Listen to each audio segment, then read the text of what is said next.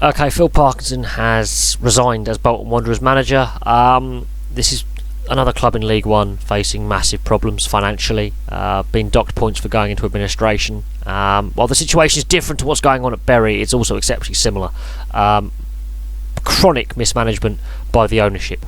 The failure of the EFL to properly enforce the fit and proper persons test for ownership of a football club and financial fair play. Now, Bolton and Bury have come from different ends of the football pyramid, if you think about it. Bolton used to be a Premier League club, a club on the edge of the European places, a club that got to a League Cup final just over a decade or so ago.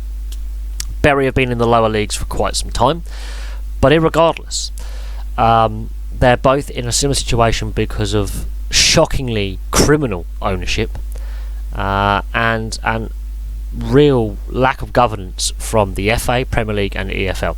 So the governing bodies of football in England have failed these clubs and the club's fans and the players, ex-players, staff and ex-staff. And both clubs have had similar situations in paying their staff. Now, Phil Parkinson has decided to resign. He has raised concerns about the welfare of his players because the majority of his playing squad are technically youth players from the youth system. He's only got 3 or 4 senior professionals to call upon, and the thrashing by Tranmere 5-0, it was men against boys. I've read all the match reports. I've looked at the social media responses to that game. I've seen some of the highlights. It was like watching Bambi on ice. These kids were getting beaten up, quite literally. The Tranmere players are experienced professionals, and they did a number on them. The Doncaster Rovers match, which was yesterday as I'm recording this video, was called off, postponed, because of welfare concerns that Phil Parkinson and his coaching staff raised with the EFL. They said, look, we have concerns that these young kids who are also playing a full youth fixtures as well with the youth team are also having to play full professional football against professional football players who've been professionals for a decade or more, some of them. And Bolton are going to struggle this season. There is no doubt on that. They've been docked points. They've only got one draw this season against Coventry, with the youngest ever team Bolton have ever put on a field. Some of the kids playing for them are 16, 17 years old, and they are not ready for senior professional football. They are literally lambs to the slaughter, and it's painful to watch. Now, Bolton themselves as a club haven't actually confirmed his resignation. They said they are considering his resignation, but we know he's resigned. He's had enough of being hung out to dry with the uncertainty about ownership, this proposed takeover, money issues, some of his coaching staff going unpaid. This is where the situation is similar to Bury. They're basically relying on trialists and youth players. And if Bolton and Bury get thrown out of the Football League, it's looking very likely with Bury there could be a domino effect with other clubs. And because these fixtures cannot be fulfilled, especially by Bury but also by Bolton now, other clubs are losing money. And when the fixture list was announced, clubs, as I said, would have budgeted their takings. They would have approximated and worked out their season budget, going, okay, we're playing Bolton at home, we're playing Bolton away on this date, this is how much money we could make from this fixture. Accrington Stanley have reported that they were expecting about £100,000 from the Bury match, because it's a local derby in a sense. It's a South Lancashire, Greater Manchester derby kind of match, and Accrington are on the smallest budget in the league. They said they've reported losses about 100 grand short for August. That's a big amount of money to a club in League One, especially of Accrington Stanley's financial standing. So while other clubs are going, we'll just have a 22 team League, 1 or 2 teams get relegated or whatever, actually other clubs in League One will also feel a financial hit if these clubs fail.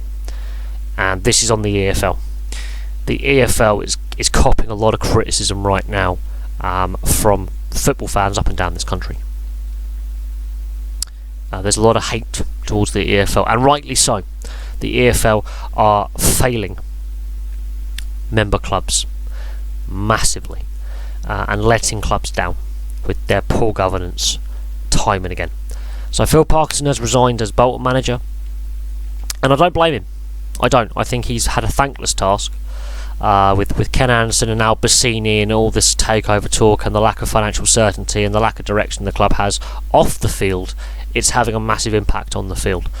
And these kids, they're trying to develop their game.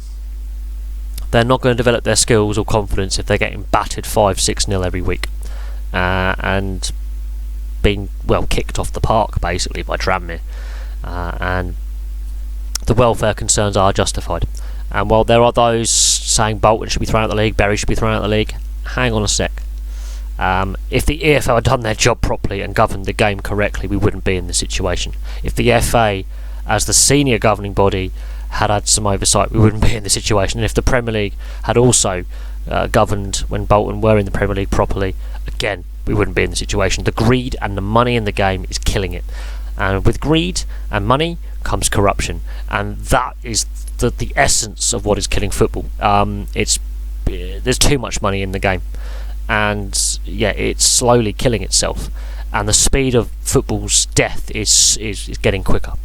And if these two clubs fail, a whole host of other clubs will go with them. Eventually, the domino effect will start. And as I say on live streams, if you look at a pyramid or you look at a tower block, if you take out the lower levels, the thing collapses. If you take, it's like a Ponzi scheme. If you reach that terminal mass where you can't get any more people into the scheme, and people start losing money, the scheme collapses. That's the best way to describe it. If you don't know what a Ponzi scheme is, go online, go on Wikipedia, type in Ponzi scheme, and it will basically give you a basic readout of what a Ponzi scheme is. And if the lower levels of the scheme start failing, eventually the whole scheme fails.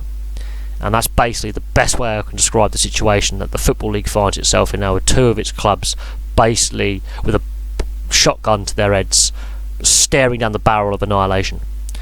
That's basically what we've got here. I think Bolton may be able to survive in the Football League, but Bury, I think, have had it. And the domino effect will be felt. The ripples will be felt. Other clubs will start struggling. And then we have to look at what clubs they promote from the non-league into the Football League to fill those gaps. So there we go. I'm going to leave that there. Thank you very much for watching. Place your thoughts on Phil Parkinson resigning and what this means for Bolton and the wider issues that we've discussed, not only in this video but also in the Bury Tranmere video as well. Thank you very much for watching. Place your thoughts below, and I'll have some more videos on these ongoing issues with Bolton and Bury very, very soon, and of course a whole host of other topics as well. But for now, good night.